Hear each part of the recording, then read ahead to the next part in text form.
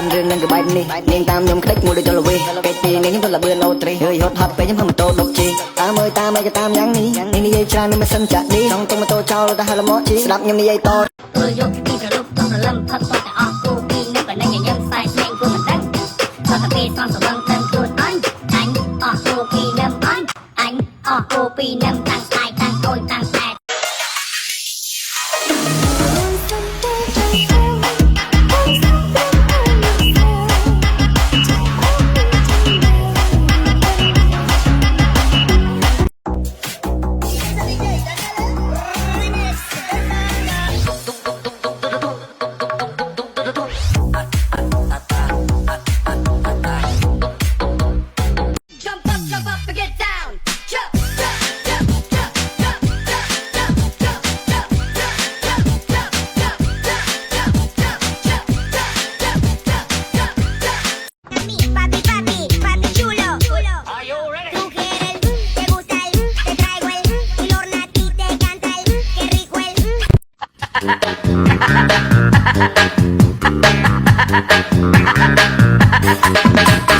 ចង់ជាអ្នកមិនកាច់តាមចូលជាខ្មោចសាច់ចោលខោមិនចាត់ទេអាយ៉ាបកាត់ជាមនុ